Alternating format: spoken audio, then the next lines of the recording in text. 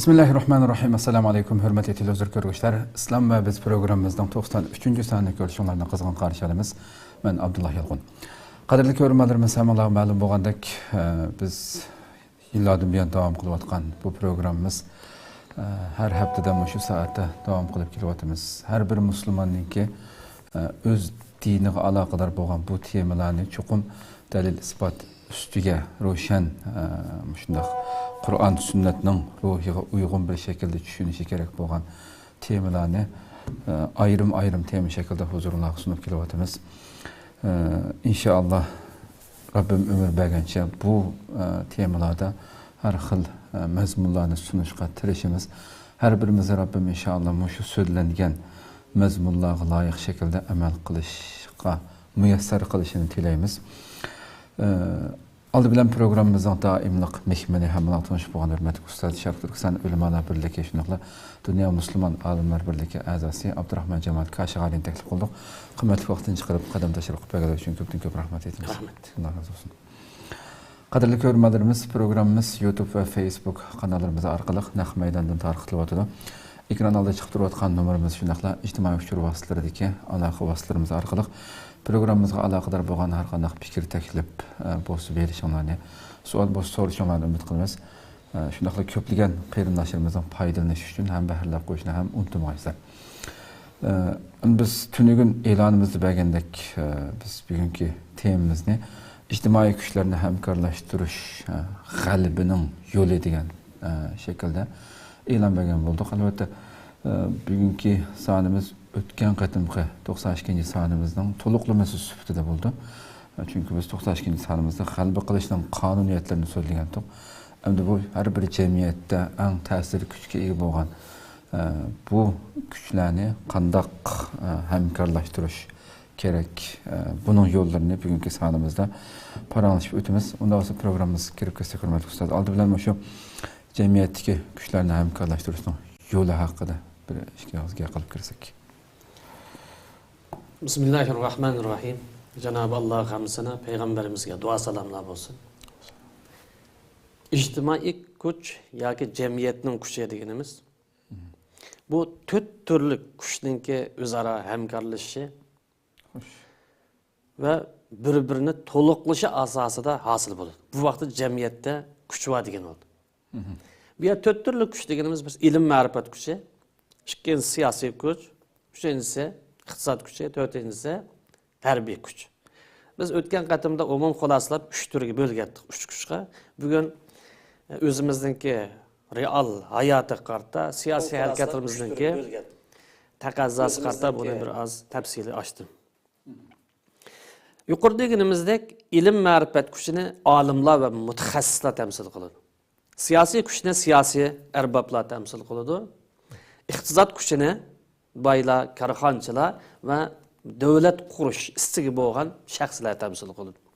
Harbiy kuchni qo'mondonlar, askarlar yoki bo'lmagan bo'lsa, aqida uchun, vatan millat uchun o'zining hayotini bag'ishlash ruhiga ega avlodlar tamsil qiladi.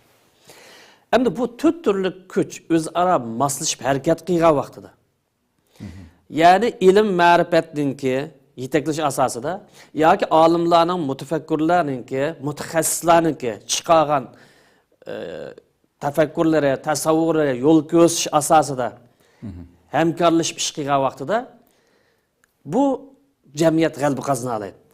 Ya'ni siyosiy kuch, iqtisodiy kuch, hattoki harbiy qurolli kuchmi ilm ma'rifatning atrofida aylansa, ilm ma'rifatning yetaklashi asosida qadam bassa, bu jamiyat u vaqtida kuchli bir jamiyatga aylana oladi. Chunki bu jamiyat to'g'ri siyosiy harakat shakllantirildi. Birinchi. Ening kaynidan o'zi ehtiyojli bo'lgan lider yetakchilarni chiqarishga sharoit hozirlagan bo'ldi. Jamiyatning kuchli bo'lishi bu to'rt omilniki o'zaro hamkorligi bo'lib, bu ilm ma'rifat asosida, tadqiqot asosida, siyosiy mukasa, iqtisod sohiblari mukasa, harbiy yoki qurolliq sohadagi kuchlarmi olimlarning atrofiga uysa, u vaqtda sog'lom siyosiy harakat ro'yi shakllandi. Bu vaqtda jamiyat liderini shakllantirdi yoki liderni ondan tug'di. Bugun lider yo'qmisi mavjud, ammo atrofidagi yoki jamiyat bo'lgan bu to'rt turli kuchni birlashtiradigan yoki uni o'ziga yaqinlashtiradigan yoki uning iqtidor yetib yetmasligiga munosabatli bir masala. Agar bu tartib buzilib ketib qolsa, yoki bu to'rt tartibningki, yoki to'rt kuchning birisi pishib ketilmagan bo'lsa, bu jamiyat yanilam ojiz jamiyat, yanilam mag'lubiyatdan qutulanmaydigan bir jamiyat bo'lib hisoblanadi. Agar biz tarixiy reallikdagi masala qarab boqadigan bo'lsa, yoki tarixda g'alaba qilgan islohot harakatlari qarab boqadigan bo'lsa, tarixda g'alaba qilgan jamiyatlar mush to'rt turli kuchning o'zaro hamkorlashishi, bir-biriga madad berishi va bir-birini to'liqlashi asosida g'alaba qilgan. Xo'sh. Endi bu jamiyat g'alaba qilish uchun to'rt turli kuchningki hamkorlash taqozo qiladi ekan. Bugungi kunlikda qarasak, ba'zi bir islom ellari deb atalgan rayonlar qarasak, ko'rinishda mustaqilda ko'rin. Ko'rinishda ba'zi o'zini islom davlati deb da'vo qiladi. Lekin natija bormi? Yoki g'alaba qilganninki simvoli, taraqqiyot, inson huquqi deganga o'xshab bu qimmat qarashlarga ega bo'lsa, u yerda javob topmoq tez. Ya'ni demoqchi o'g'limiz shuki, bir jamiyat mahkumlikdan, qullikdan, mush nazariya bo'yicha yoki mush g'albaning qonun bo'yicha qutulgandan keyinmi, davlat qurgandan keyinmi, ya'ni mush g'alba qonuniga uyg'un holat harakat qila olsa, davlat o'zining mavjudligini saqlab qola oladi, millat inoqligini saqlab qola oladi, g'alba yo'li yana davomlashadi. Agar uning aksicha olimlarning rolini tuvallatib, siyosiy kuchninki, iqtisodiy kuchninki va harbiy kuchning o'rnini oshirib qo'ysa, u vaqt ikki turli ehtimoldan birisi yuz beradi. Birisi siyosiy kuchlar yoki iqtisodiy kapitalistlar yoki biz chaniqishni bilgan yoki qurol yarog' ishlatishni bilgan deydigan qora qo'saq ba'zi boturlar bor. Bular olimlarning so'zlariga, yo'l ko'rsatishga yoki xaritasiga parvo qilmaydi. Xo'sh. Manmanchilik avjaladi, isrofxo'rlik avjaladi ba'zilar tarafidan, yana ba'zilar tarafidan siyosiy nupuz yoki mansab tamosi bilan ichki to'qinish kuzatiladi. Demiş qalsa, siyosiy sog'lom harakat xaritasini siz biladigan olimlarning, mutafakkirlarning, mutaxassislarning so'zini tingshamagan ekan, bu jamiyatda ichki nizo, mansab savdosi yoki savdolar avjaladi. Yana bir tarafi burundan tartib islohot qarshi bo'lgan bir qatmal aqim bor. Yoki dashqal aqim deyil. Mustaqillik ism bashag'raydigan. Islohot olib berish lozim, o'zimizni tutishimiz lozim bashag'raydigan odamlar. Bular o'z nafsiga berilgan bir hokimni topsa yoki ba'zi iqtisod sohasidagi o'zi manmanchilik ko'rishga urindigandan bir nechani topsa yoki qarqo'saq bo'lsa-mi, azroq cheniqib olganlik uchun haqavurlik qildigan baturlardan bir nechani topsa, bu odamlar olimlarni yandan chetga chiqishga urin. Nimish qalsa, chunki mustabid xarakterga ega bo'lgan siyosiyon, ongsiz qahramon, shaxsiy manfaatni ko'zlagan boylar olimlarni xolimaydi. Ya'ni bu ish to'g'ri, bu ish xato. Ma yo'li bilan millat dastur oladi, o'rnidan ma yo'li bilan millat tugishudi deydigan bundaq bir odamlarni xolimaydi. Ya'ni o'zim xoligan bo'yicha, o'zimning nafsiy xohishim bo'yicha sharkat qilsam bo'ladi deydigan bir holat shakllanib qoldi. Ham jamiyat mush bosqichga kelib qolgan vaqtida, ya'ni olimlarningki fikr ishlab chiqargan fikr arboblarining o'rni tuvallab, siyosiy kuch, iqtisodiy kuch, harbiy kuch hammaning oldiga chiqib olgan vaqtida o'zimiz xalqimiz qilamiz deydigan holatga kelgancha nima yuz berdi jamiyatda? Qimmat qarashlardan chetnaydigan yuz berdi. Qimmat qarashlarini muqaddas deb qaramaydigan bir holat shakllanadi. O'zi e'tiqod qilayotgan bir prinsip bo'lsin, diniy masala bo'lib qolsin, zamon hozir o'zgardi deb chaynab o'tib ketgan bir holat shakllanib, bu yerda moddiy ashyoga yoki moddiy narsalarga dum tushish ahvoli shakllanadi. Hamma odam siyosiy bo'lsin o'zining nafsiga cho'tqatgan, iqtisodchi o'zining manfaatini qo'g'dash uchun muqaddas deb qaragan prinsipni voz kechgan. Ba'zi yana billarimi yana o'zininki bozorni topish uchun prinsip deydigan bu narsani cho'rib qo'yib, moddiy ashyoga chaplashadigan, dumishadigan bu holat shakllanadi. Bu qonuniyatning Qur'oni Karim alohida tilg'agan. Jamiyatdan qanday vayron bo'lganligini. Masalan, bir oyatda va iza aradna an nuhlika qaryatan amarna mutrafiha. Agar biz bir millatni, bir jamiyatni, bir davlatni vayron qilmoqchi bo'lsak, chunki koinot ishtaganimiz Allohning irodasi bilan cho'klaydi. Biz bilan to'g'ri ish qilinglar, haq yo'lda manginglar deb buyuramiz. Agar ular uning osiylik qilsa, pasig'lik qilsa, tuzkorlik qilsa, Nima yuz berdi bu yerda? Jazoga uchraydi. Uning bedelini to'laydi. Jamiyatini yo'qitib qo'ydi, millatini yo'qitib qo'ydi, davlat olgan bo'lsa yiqiladi. Demak bu Allohning qonuni. Demak bu yerda to'g'ri bir o'lcham, to'g'ri bir yo'l tursa, uni tashlab, itoatdan chatnasa, ilohiy ko'rsatmadan voz kechsa, bularga berilgan narsa mukofot berilmaydi, balki jazo beriladi. Payg'ambar alayhissalom bu temada bir qonuniyatni bayon qilib, ilm, ma'rifat kuchi bilan siyosiy kuch-quvvatni yoki iqtisodiy kuch-quvvatni yoki boshqa harbiy kuch-quvvatni buni ayirishga bo'lmaydi deydi. Ya'ni olimlarning kuchi bilan siyosiyonlarning kuchini, iqtisodshunoslarning kuchini va qurolli kuchlarni bir-biridan ayirishga bo'lmaydi. Bu intayin xatarlik, millatni halokatga duchor qiladi. Buni intayin diqqat qilinglar. Bu vaqt payg'ambarimiz ala innal kitob va sultan sayaftariqani. Qur'on bilan hokimiyat yoki siyosiyonlar pat arada ayrilishga boshlaydi. Aslida men apkagan ko'rsatmada, men apkagan ilohiy vayida Qur'on bilan siyosat chiqishib İslamda siyaset yok diye, siyaset ayrım dünyada onda iş yok. Bütün dünyaya bir yetekçi olup gelgen bir destur. Şunun için Kur'an bilen siyaset ayrılmaydı asıl kaydı. Lekin bundan keyin nefsaniyetçi boğan, nefsi xahiş boş yol tutkan, Kur'an'ın ko'rsatmasi boyunca ilahi ko'rsatma ish qilish xalamaydigan, olimlarning nasibini aqlamaydigan bir turkum siyosiy arboblar, siyosiy faoliyatchilar maydon kirdi. Bu vaqtida Kur'an'ın ko'rsatmasi bilan siyosiy hayat ayrılıp gidiyor. Hem sizlerge tavsiyem şunda bir zaman gelse siyasi erbaplardan ayrılan ki lekin azması kuşan, millet veyran olması kuşan Kur'an'dan ayrılmalı dedi. Bu bir kanuniyet. Bugün küllikimizde biz beşimizde geçiriyotgan bir kanuniyet.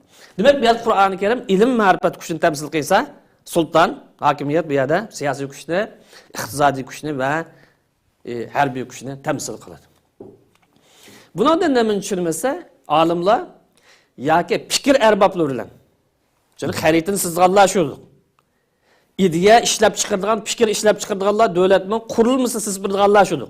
Bular bilan yana bir uch kuch bor. Siyosiy kuch, iqtisodiy kuch va qurolli kuch. Bu ikki taraf orasida ayrilish yuz bersa, ya'ni tang hamkorlik shakllanmasa, o'zaro moslashish shakllanmay qolib qolsa, u vaqt nima yuz berdi? Birinci olab bir yerde fikir işlep çıkardıgan adamlarınki orne çürüldü. Acizlaştırıldı. Her türlük aldığı tosaklar koyuldu. Demek bir yerde milletinki haritasını, devlet kuruluşununki yolunu köz, sağlam yolunu köz süpürdiğen alimlarınki itibarı çetine. Neymiş kalsa? Nefsini verilgen, nefsini paklaşını halimıgan bir siyasiyon. Nefsini paklaşını halimıgan sevdağı düşken bir iktisatçı. Ya özünü közüşüne oturuğu çıkaran karkosak bir batır. Nimeni közleyip? Men deydi. Vahiy bilan kari yok.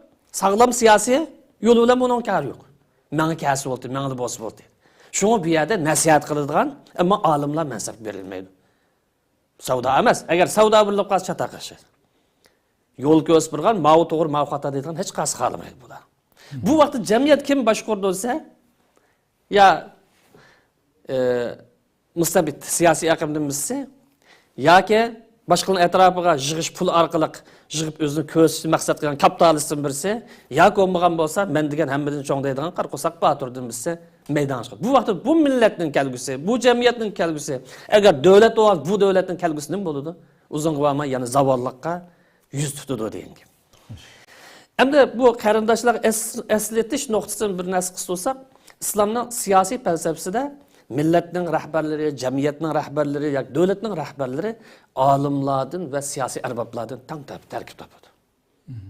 Ulul amr degan oyatda bundaqlab izohlasa kelib chiqadi. Aniq. Demak, bu yerda davlat boshqaruv, jamiyat ikki turli kuch bor. Ilm ma'rifat kuchi mutaxassis olimlardir. Yana birisi siyosiy kuch. Mutaxassis olimlar ya kasb sohiblari, ilm ma'rifat sohiblari fikr ishlab chiqardi, xaridsizdi, siyosatchilar uni icra qilib shu bo'yicha mangadi. Agar bu ikki kuch bir-biridan ayrilib ketib qolsa, u vaqtida bu jamiyatning kelgusi haqida so'zlash tez tushadi. Uzun qolmay ya mustabid bo'ladi, yoki set bo'ladi, yoki mullaq atadi. Iroqni ko'rdigan odamlar kim? Buningga javob topish lozim. Demak, bu yerda olimlarning kuchi bilan siyosiyonlarning kuchi birlashgan vaqtida yoki jamiyatga liderlik qilish xarakteri bu ikki kuchdan tarkib topgan vaqtida bu jamiyat kuchli bir jamiyatga aylandi. Bu vaqtda qolgan iqtisodiy kuchni va harbiy kuchni o'ziga ergashtirib oladi, bo'ysundirib oladi. Bu yer natijada siyosiy olimlarning kuchi, hokimlarning kuchi, siyosiy yo'llarning iqtisodiy kuch va harbiy kuch o'zaro bir-birini to'liqlaydi. Yetaklab ma'nodigini qaysi, hamma oldida qo'yilganini qaysi etsa, ilm ma'rifatning kuchi. Agar qalb pok bo'lsa, samim bo'lsa, yo'l shu. Jamiyat mush bo'yicha shakllansa, bu jamiyat to'g'ri yo'lga qadam qo'ygan, to'g'ri siyosiy harakat qilgan, masalan, o'zimiz misolga olsak, to'g'ri yo'lda faoliyat qilayotgan bir jamiyatga aylandi. Ham g'alaba qilish qadam qo'ydi degani bo'ldi. Chunki 5 yildan tortib oxirgi bir-birsiga zanjirsimon tartibga rioya qilgan maqsad, g'oya, nishon aniq, ideya sog'lom, bu g'alabaning yo'li ochildi degan. Agar bu qoida buzilib ketsa, yoki bu to'rtga bo'lansa, yoki bir qancha bo'linib ketib qolsa, u vaqtda bu jamiyatni shakl adashtirib, ideya to'qinishi, mansab to'qinishi, moddiy manfaat to'qinishi degan o'xshash har turli ahvol shakllandi. Avam xalq bo'lgan bo'lsa gangrash qildi. Kimning kendim maqsad bo'lar? Kimni qo'llasa qoladi degan yerda millat u yerda gangrab qoldi. Natijada oxir berib millat jinoza holatiga yoki dafn qilinishga hozir bir holatga berib qoldi. Agar u bosqich bormasmi, bizga o'xshash mahkumlikqa, qullikqa berib qoldi degan gap. Endi bu gapimiz tugasa, bugungi cho'ng davlatlarga qarasak, mayli bu yerda siyosiylar bo'lsin, yoki iqtisodchi kapitalistlar bo'lsin, yoki harbiy organlar bo'lsin, hammasi qaror oldigan chaqda, plan tuzdigan chaqda u taraflar chaynishib o'tib o'tmaydi. Buni tadqiqot markazlaridan kelgan sansper ma'lumotning asosida, uzun yillik tekshirish tajribaning asosida planni tuzdi, qarorni shuning asosini oldi. Shuning uchun fikr ishlab chiqaradigan olimlar bugungi kunlikda ideya tankillari yoki ideya bombalari deb atalmoqda. Bu g'arb dunyosidagi ahvol. Siyosatninki yo'li xaritasi bu. Ammo bizning siyosatchilar bu tarafini g'arb dunyosini kuzatganmi, u tarafini men uqmayman. Köp rahmat. Ishqilib bu mush narsani o'tgan sondagi temamizni muhokama qilishning qonuniyatlari. Bugungi hozir yuqorida so'zlangan narsalarni odam ixtiyorsiz bugungi holimizmi shundoq bir xil qarg'a vaqtimizda buni his qila olamiz. O'z vaqtidagi men Abaytaq bo'lsinning gapini anglayapman. Shu ikki jumhuriyatning oldi-keyindagi voqealiklarni mushu tartibotga, mush bir-birisiga, ilm ahllariga, hatto bu jumhuriyatning bosh ministri bo'lgan Sabit Damo'llamni degan beshiga kelgan ishlar hammasi ilm ahlining sizgan xaritasida ma'lumotlar uchun bir turkum kishilarimizda qo'ral bo'lsa-mu, bu jumhuriyatning oldi-keyinda bo'lgan fojialar hammasi xuddi sin filmiga o'xshash kallamdan o'tib o'tdi yoqi. Bekor beshimiz kelmoqlik uchun biz ya qo'limizda qo'ral turib ilm ahllarimizga ashada bo'lgan kichikkina bir yoki gumon yoki shubhalar bilan yoki kichikkina bir mansabdan ayrilib qolamanmi degandek yozuvchilarimiz keyingi avlodlarga yozdirib qoldirgan shu qurlarning ichidami qanchalik o'zimizni o'zimiz yeb tugatganligimiz chiqaramdi bu. Allohning qonuniyatiga xiloflik qilganligimizdan bu tartib bo'yicha amal qilmaganligimiz uchun beshimizga kelib oxir bugungi bu qora kunni ko'rayotganligimiz aniq bo'lsa kerak endi. Biz o'tgan sondimi va bundan burungi nurg'un sonlarimizda davomli jamiyatni yetaklab maqtagan kishilarningki cho'qim ilm egalari bo'lgan bu millatni to'g'ri yo'lga yetaklab maqtaydigan olimlar ekanligini takror deb kelyapmiz. Yana bu nimadimi hozir kirishdimiz so'zlar. Mushlimamda bu temamizga yana aloqador bo'ldi. Yana bak ta'kidlandi. Mayli harbiy jihatliklar bo'lsin, mayli boylar bo'lsin, siyosiylar bo'lsin, bularga eng yo'lboshchilarning yana olimlar ekanligi tilg'anib o'tdi. Yana bu shunday bir qisqa bo'lsin bir davassak ham tekrar deyilgan bo'lsin. Bu bir o'tgan qatimdagi programmamizning davomchisi bir ayrim bir qonun. Biz yuqorida bu 4 turli kuchning orasida o'zaro hamkorlik shakllantirmay qolsak, jamiyatda kuch hosil qila olmaymiz. Bu qonuniyatda jamiyatni yetaklaydiganlar olimlar, enin kendi samimiy insonlar. Ikki tarafli holatda. Endi beshiq kelsak, Alimdan maqsad bu yerda anglaq alim maqsad. Faqatlam diplomagın emas. Yoki muayyan bir modaga, muayyan bir qiyofat kirib emas. Anglaq alim, o'zini tushunadigan, o'zining mas'uliyatini toniydigan, musulmon bo'lsa, dindor bo'lgan, o'zining kasbini yaxshi biladigan, dunyo vaziyatini tushunadigan bir alim. Ya'ni anglaq alimdan maqsad bu yerda aql bilan dindorlikni tang birlashtirgan alim maqsad. Xo'sh. Aql bilan dindorlikni birlashtirgan alim maqsad. Agar bu yerda bu alim dindor bo'lib, aql egisi bo'lmasa, ya'ni aql egisidan maqsad normalda bir hammadan aqli bor, sarangli bo'lib qolmas. Lekin bu yerda maqsad bir jamiyat qurmoqchi, davlat bosh qurmoqchi, bir millatga bir sog'lom xayritni sizolaydigan odam, o'zining jamiyatning butun ahvollarini kuzata oladigan, tadqiq qila oladigan, boshqa jamiyatdan ibrat ola oladigan bunday aqlli odam maqsad. Agar bu yerda olim aql bo'lmasa, dindor ekan, lekin aql emas ekan. Ya'ni yiroqni ko'rolmaydi ekan. Bu jamiyat, davlat ishlaridan bexabar bir olim ekan. Ba'zi shaxslardek misol keltirmaydi. Bunda bo'lib qolsa bu odam jamiyatga liderlik qilishga, jamiyatni boshlashga bu yaramaydi. Garchi olim bo'lsin. Chunki shaxsiy hayot bilan ijtimoiy hayot davlat xarakteriga tamoman farqli. Hamda bu olim ekan, lekin dindor emas ekan. Ya'ni dinning prinsip bilan ko'rsatmalari bilan ishi yo'q bir olim ekan. O'zining kasbida mutaxassis deydi yoki bir narsa deydi. Bu odamni jamiyat yetaklash, bu mu yaram lider qilsa, u mu yaramaydi. Demek bir adamninki bir saat olim bo'lib qolganlikning o'zilar uning lider bo'lishga, jamiyat yetakchi bo'lishga yaramaydi.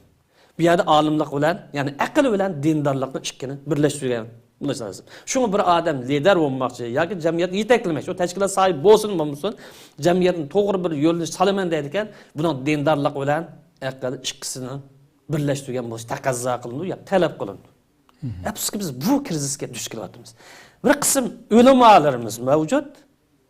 Dünya siyosidan vatanimizdagi bu ahvol kelib qolgan bosqichlardan yoki yo'lni bundagi qanday bir mash bu ideologiya sohasida bexabar ulamolar yo'q emas. Bu faqat o'zining sohasida ish qiladi bu. Yana bir qism kasb sohiblari bor. Bugun kunlikda siyosiy deb atayli, siyosiy deb ataydi agar shu sohibning ahli bo'lgan bo'lsa, dindor emas, fasiq. Bu mu jamiyatni yetaklashga bu mu yaramaydi? Nima uchun degan vaqtida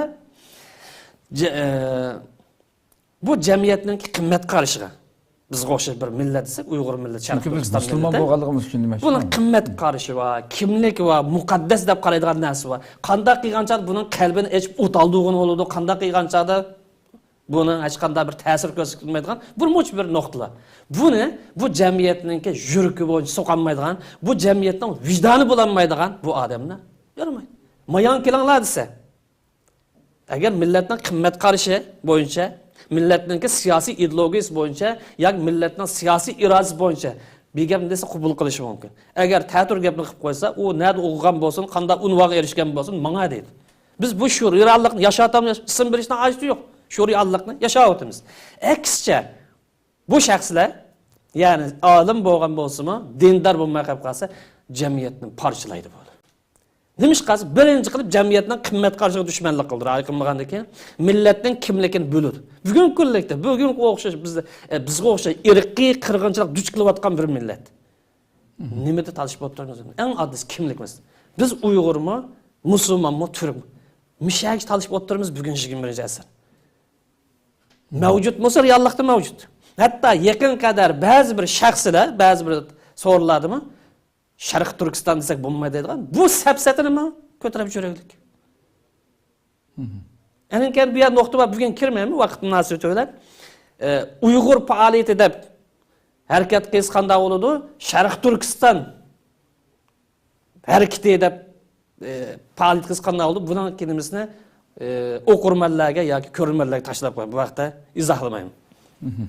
Endi deymiz kelsak, islohot elib bormoqchi bo'lgan odamlar ikki narsaga intayin diqqat qilish lozim.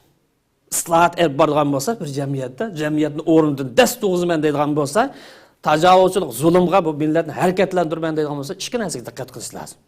Birinchisi, milletimiz duch kelgan krizisning yoki xafalikning yoki musibatning haqiqiy yiltizini o'zi bilishi, his qilish, tonish lozim.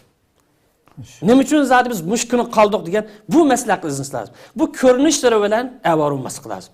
Masalan, bugun kunda 2016'dan aldığı hal yaman emas yaşavatatdık. Uncha ulam eskimas bu Xitoylar 2017'de ekan melimiz qoldi, tutqanlarimiz qoldi, animiz yani misimiz qoldi deb eski deydigan ruhga bir qismlar keldi.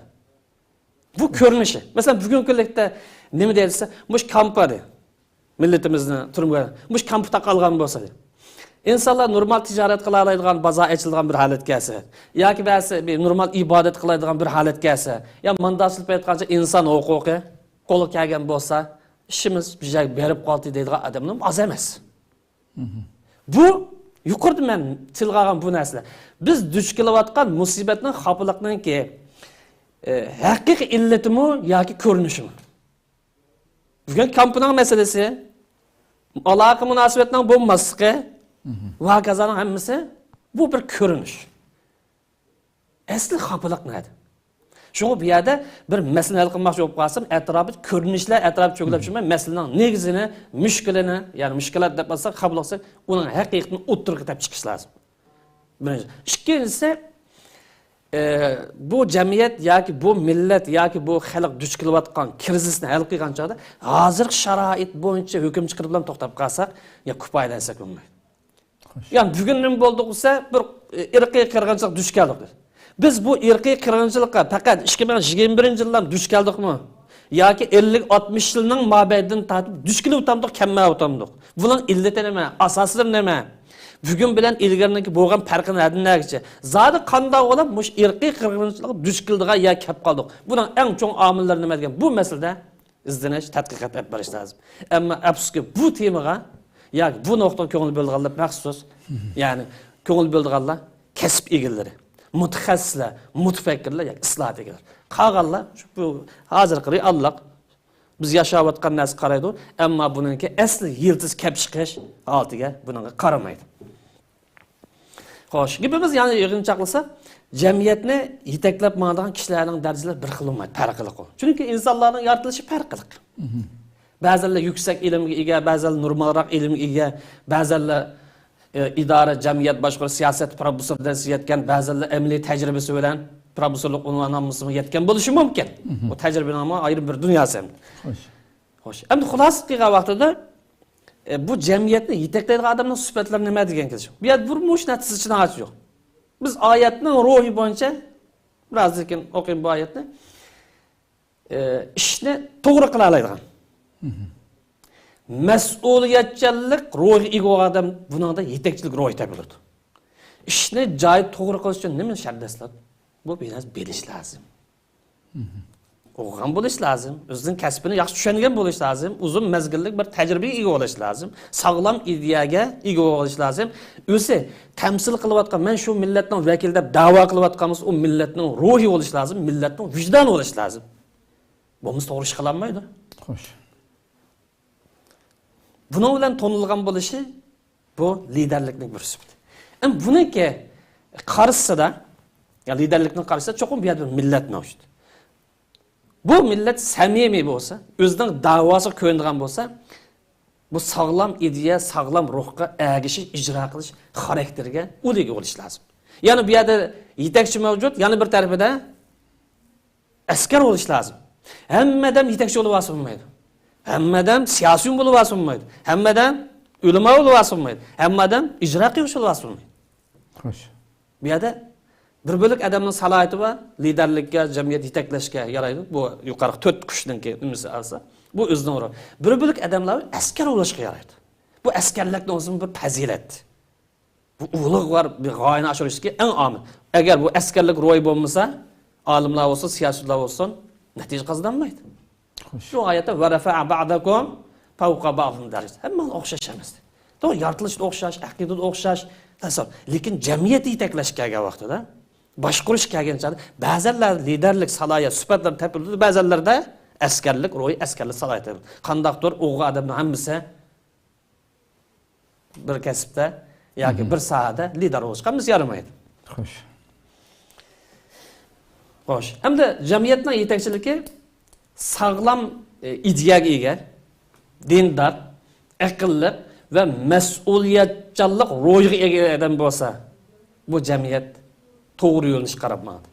Agar bu sifat ega bo'lanmasa, yetaklayotgan odamlar jamiyatda bo'linish, parçalanish, ideya to'qinishi bugunga o'xshash, ichki to'qinish va har turli illatlar maydonga shakllanib chiqadi. Payg'ambarimiz bu jamiyatni yetaklaydigan odamlarning sifati alayli to'g'ri biz qonuniyatni bayon qilib bir hadisda shunday degan. Izakana umaraukum khiyarukum. Agar sizlarga rais bo'lganlar, amir bo'lganlar, siyosiy bo'lganlar, tashkilot qurganlar deydi zag'ir tilimizda, hozircha bor imkoniyat bo'yicha davlat qurgani yo'q bizda. Agar sizlarga mas'ul bo'lgan, yetakchi, lider bo'lgan odamlar sizlarning eng yaxshilar bo'lsa. Eng yaxshilar bo'lsa. Sizlarning yaxshilar bo'lsa. Bu Amerikaliklar bizdan kim lider qilib qo'ysam oqmaydi. Chunki bizdan emas, bizningki qimmat qarashimizdan emas, bizningki dinimizdan emas, bizning tasavvurimizdan emas. Ba'ziyat yordamlash mumkin, liderlikka yaramaydi. Chunki millatning vijdoni bo'lolmaydi. Millatning irodasini tamsil qila olmaydi. Demak, eng yaxshilar bo'lsa. Ya'ni sizlar so'ydigan, sizlar qadrlaydigan, sizlar bo'ysundan, itoat qiladigan, ya'ni bizningki ruhimizni tamsil qiladigan odam bo'lsa. Va aghniyaukum subhanakum. Boylaringlar piqsiq bo'lmay, bixil bo'lmay, aqida da'vosi uchun, aqida ko'rish uchun, vatan millat ko'rish uchun, tuproq ko'rish uchun saxiy bo'lsa. Chiqimi yo'q ibodatga kirib olmay, u o'zining ustidagi bu mas'uliyatni to'nisa. Allohning haqqini to'nisa, vatan millati iborat Alloh bergan bu ne'matninki, bu tuproqning haqqini to'nisa. Enin kendi faaliyetinler, mustabidlik, diktatörlük, mening dilim ras, men millatning vakili oldum deydigan saxtipazlikdan emas, shura asosida, kengash asosida, maslahat asosida bo'lib qolsa, bu jamiyat nimaga yaxshi jamiyat. Bu millat nimaga yaxshi millat. Bu davlat nimaga yaxshi millat. Davlat. Agar sizlarga mas'ul bo'lgan odamlar shirar, eski so'z. Eskilikning o'lchimini qanday qo'ydi har balkim bizning mizonimiz aniq. Ilohiy vahiy asosida yaxshi yomon o'lcham tayyormiz. Bu vadal mizon bu. Eski olsa, baylarlar piqsiq olsa, ilim ma'rifat tuvan bo'lgan yoki saviyasiz bo'lgan yoki jiq o'qimagan yoki qarqo'saq deydi. Bu odamlar beshiga chiqib olsa, bu hadis ishlaringlar, ayollaringlarga topshirilib qolsa deydi. Ya'ni demakchi o'g'il erkaklar o'zining vazifasini tanıy olmaydigan, o'zining ishining huddisini chiqarmaydigan, ashunda bir yasa tushib qolib, ish ayollarga topshirilib qolsa, bu millat nima degan nachar millat. Nima degan zavol bir millat bu. Qandaydir bu yerda ayollarni kamsitish maqsad emas. Ya'ni ayollarning ko'pincha bu idora, davlat boshqarish, jamiyat qurish ishlarida oz o'g'illar uchun bu kasb egallari, demak erkak bu yerga kelgancha bo'lolmay ayolni o'ttirib chiqarib qo'ygan bo'lsa, u vaqt bu millatning tugashgani shu. Bu bir qonuniyatimiz qonun. Yaxshi bo'lsa zaminning ustini yaxshi. Bilamdi. Ya'ni millat tugashdi dedi. Xo'sh. Men zag'ir tilda ilib aytdim. Ham Qur'on karimning ifozi bo'yicha ilib aytganchada jamiyatning, millatning yaxshilik uchun kuch chiqaradiganlar, haqiqiy qon to'kadigan, badal to'laydiganlar kimsa, ulul albab. Aql egillari. Ya'ni o'zining bu dunyoga nima uchun kelganligini bildigan, Robbig'im itoat qiladigan, Robbig'im bo'ysunishni, itoat qilishni bildigan, ham o'ziga yuklangan vazifasining huddisini chiqaradigan ulul albab mushuldan keladi. Bu jamiyat fasodchilik tarisa, buzg'unchilik tarisa, ziyonkashlik, bo'lgunchilik, o'ch-bo'chlik, xapolikdan keyin hammasini desak, buni kim tarafidan tashabbus qildi, kim chiqardi buni esa oyatda la yaqahun. Qalbi haqiqat tushunamagan, ko'zlari pardalangan deb. Ilohiy va'idin aloqasini uzgan, islom ko'rsatmasidan chatnagan shaytonga askar bo'lgan bu odamning butun fasodchilik shulardan keladi. Demak, gapimizning yig'inchoqligi bo'ldi, jamiyatni olim. Biz bu yerda turga ayiramiz. Dini olim dedik, yana bir olim dedik. Ya'ni aql bilan dindorlikni birlashtirgan olim hem muş alimninki ko'rsatmasi bo'yicha mengish tayyor bo'lgan samimiy sog'lom irodali azamatli. Mush ular yetaklaydi. Ko'p rahmat. Endi g'alaba qilish yoki mag'lub bo'lish nimaga munosabat etgan bir savolimiz bor.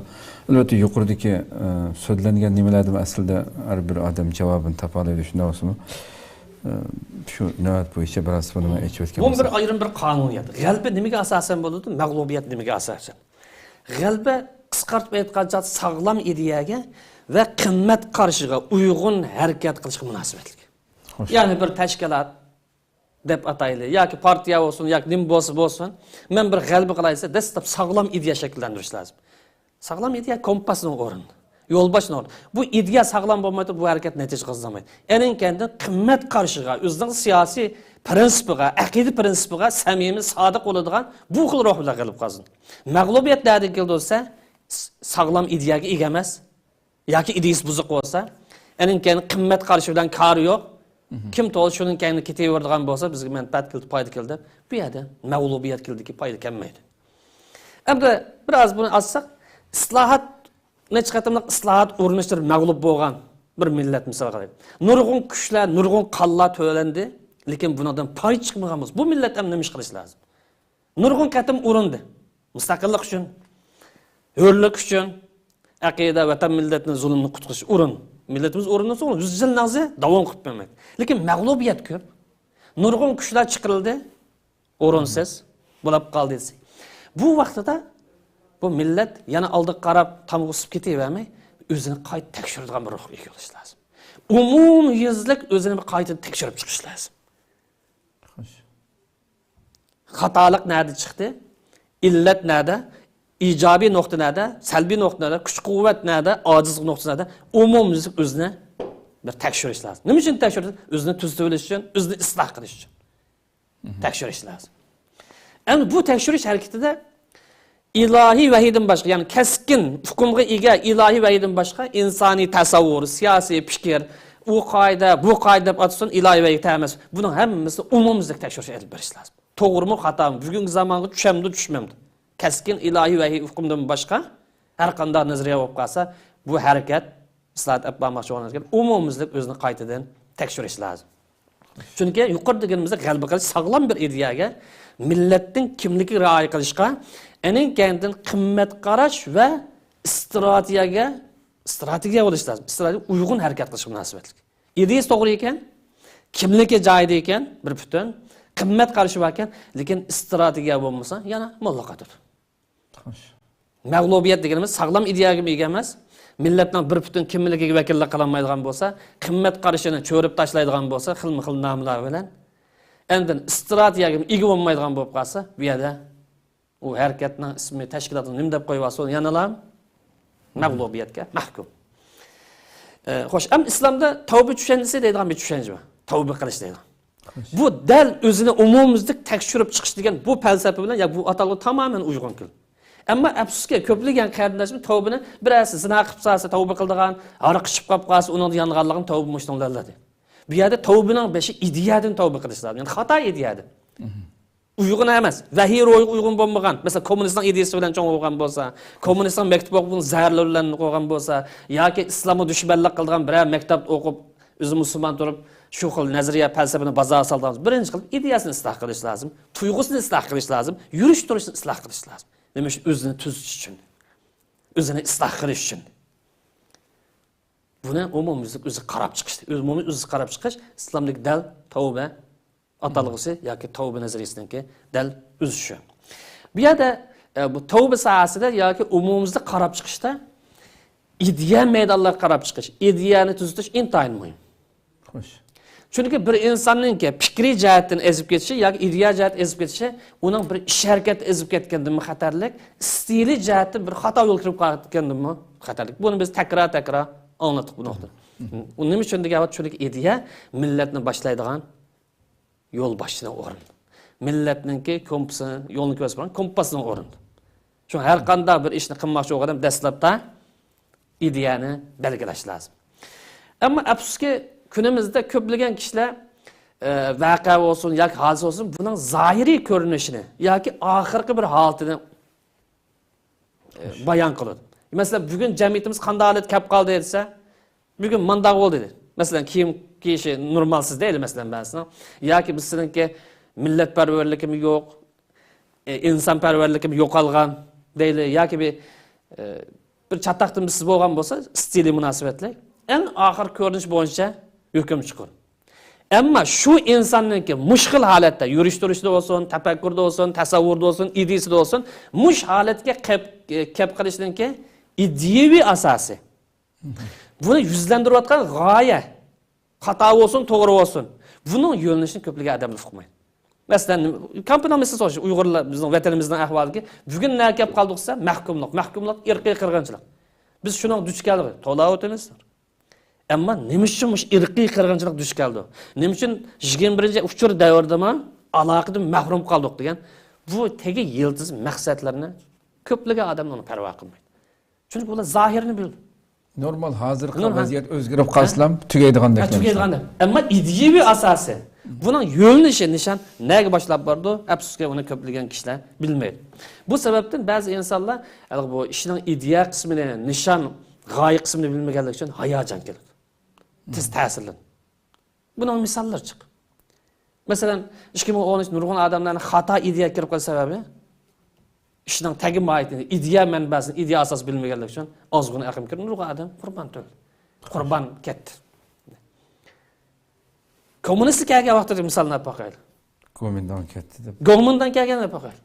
Bu kommunizmni dushman tutsa, bu bir tajovuz tutsa, islomning eng chong dushman tutsa, uning ideya falsafasi kari yo'q holatda Uyg'ur degan bano bilan yoki biznem bilan o'ttirga chiqildi, tashabbus qilindi. Yana men bu misolni biroz ilib aytsak, masalan 50-yil kommunist zaman kommunistlarni misolga olaylik. Siz deganda Go'mindan ketdi, ma'u erkinlik birman deydi, ijtimoiy barobarlik, dunyoning o'zini jannatga aylantirman deydigan mavzudoniki va Marksning safsati bilan nurg'un odam oldindi. Buning oldinib millatga lider yoki yo'lboshchi yoki mas'ul yoki hokim bo'lish yaramaydigan pasanda odamlar millatning hokim bo'lib qoldi. Qanday bo'lib ashundaq tagida buzuq. Millatning qimmat qarashiga rioya qilmaydigan bu odam qanday bo'lib lider bo'lib qoldi yoki hokim bo'lib qoldi? Demak, u odamlarning ash holatga kelgan bir narsa. Masalan, jamiyatga ijtimoiy zulm. Kommunistlar kelgan chog'da Go'mindan ketib. Nima uchun ba'zi insonlar xursand bo'lgan? Nima uchun ba'zi Uyg'ur boylarimizni, xalqimizning boylarini pomunchik deb ayblangandi? Cho'qim bu yerda qabilavozlikdan iborat bir kasal mavjudda. Garchi dushmanning formasi o'zgargan bo'lsa-mu, bizda qabilavozlikdan iborat shimollik, janublik, oltishalik, yana bizim tog'liq deb bir millatlik ruhini yo'qdi.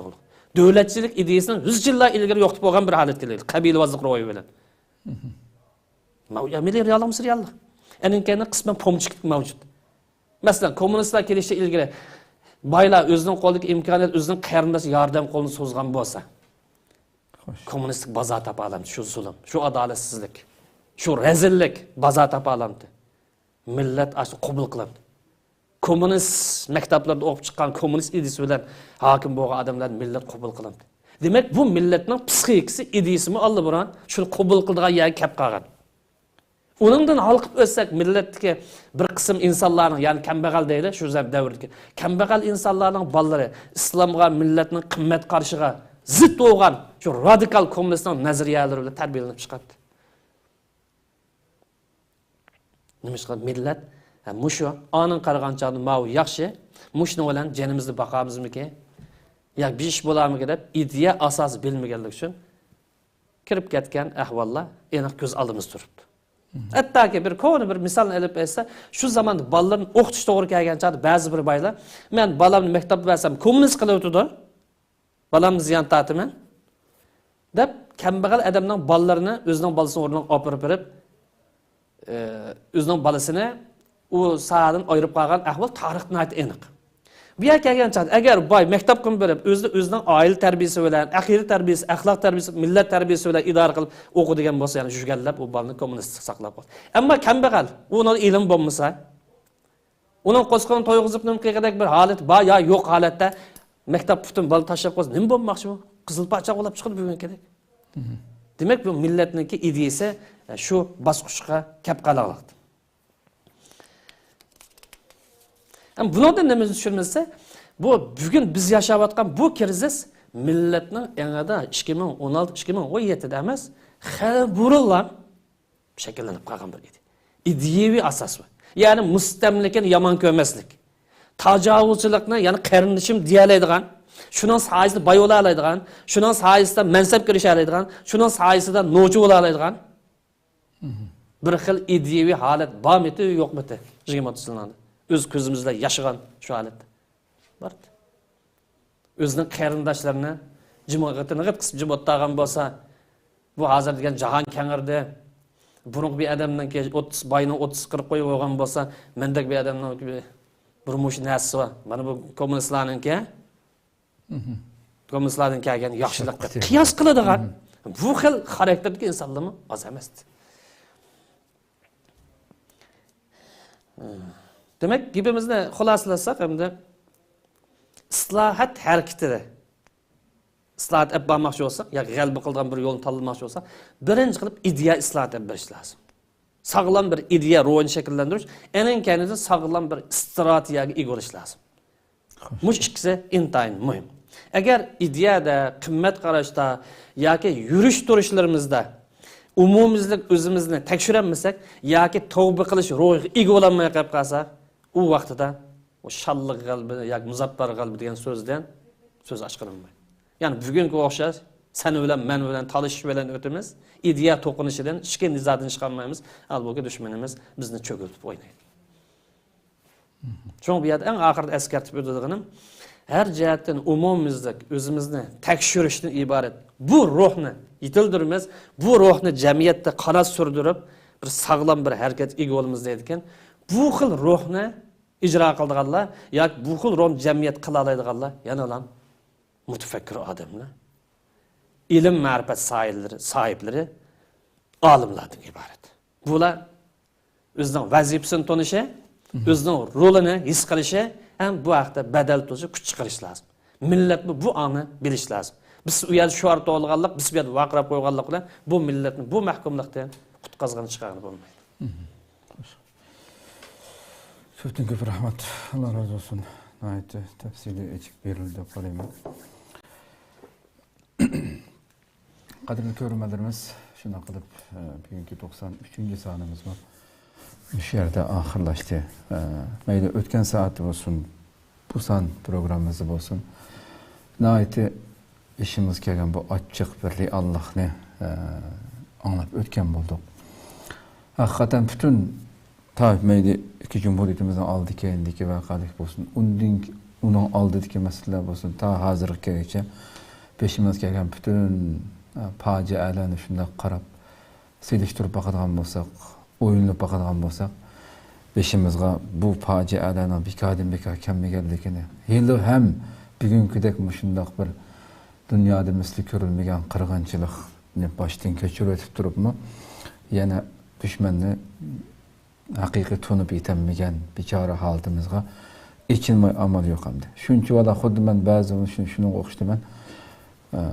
5-10 minglagan qo'yib atadigan yo'g'on qo'tanga solab qo'yib, dushmanimiz xohlagancha kelib, kayf tutganda 100dan 50dan chiqib o'ltasa, qo'tanning ichidagi bechora qo'ylar mening beshimga kelmaydigan o'xshaydi deb xiyol yo'q. Halabni yeb o'ltagandek bu millatning bugungi fojialik filmimizni shuni o'qishtimamdi. Shuncha valla fojialar 10 minglagan, 100 minglagan xalqimiz o'ldirilgan. O'xshash musha Xitoydan iborat nejislar tarafidan xilma-xil o'qtanlar bilan, xilma-xil usullar bilan. Ammo hozirgacha buni tushunib yetolmaslik bizning millatimizda.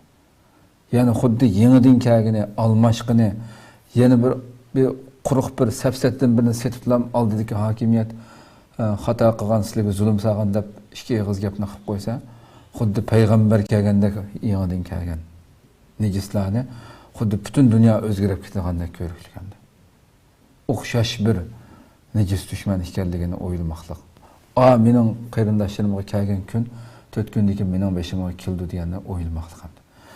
Shu johillik natijasida bugun ko'rayotgan kunimiz aniq hali ham o'shimizni yig'may yurishlarimiz insonni ichindadir. Rabbim bu musibatdan qutuldirishini tilaymiz Rabbimdan. Allah ömür versin aldığımız kapta o'xshash soatda boshqa tema bilan ko'rishguncha omon bo'linglar. Assalomu alaykum va rahmatullohi taala va barakatuh.